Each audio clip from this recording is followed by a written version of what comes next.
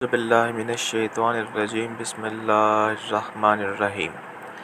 نبی پاک صلی اللہ علیہ وآلہ وسلم نے ہمارے لیے دین کو بہت آسان کیا ہے، اس لیے نبی پاک صلی اللہ علیہ وآلہ وسلم نے فرمایا ایک ایسی دعا بتائی ہے اور فرمایا کہ جو شخص یقین کی حالت میں شام کے وقت یہ دعا پڑھے اور اسی رات فوت ہو جائے تو وہ شخص جنت میں داخل ہو جائے گا، اور اسی طرح اسی حالت یقین میں جو شخص صبح کے وقت یہ دعا پڑھے اور شام کو فوت ہو جائے تو وہ جنت میں جائے گا۔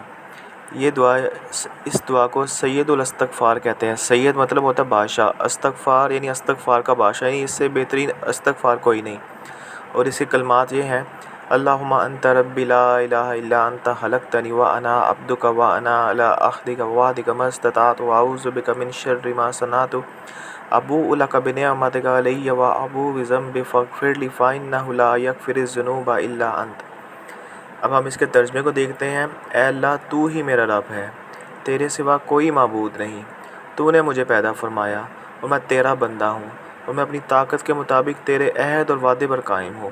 میں تجھ سے اس چیز کے شر سے پناہ مانگتا ہوں جس کا میں نے ارتکاب کیا، اور میں تیرے سامنے تیرے نام کا اقرار کرتا ہوں جو مجھ پر ہوا، اور میں اپنے تمام گناہوں کا اقرار کرتا ہوں، لہٰذا تو مجھے معاف کر دے۔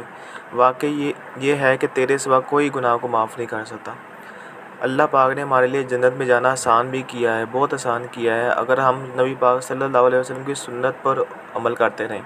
اس لیے ہمیں چاہیے کہ ہم صبح شام ہر روز فجر مغرب کے بعد یہ دعا ضرور پڑھیں، کیونکہ نبی پاک صلی اللہ علیہ وسلم کا وعدہ ہے، نبی پاک صلی اللہ علیہ وسلم کی ہر بات پتھر پہ لکیر ہے کہ جو شخص واقعی ہی جو شرک نہ کرتا ہو اور وہ صبح اور شام کو یہ دعا پڑھے گا تو انشاءاللہ تعالیٰ وہ جنت میں ضرور جائے گا۔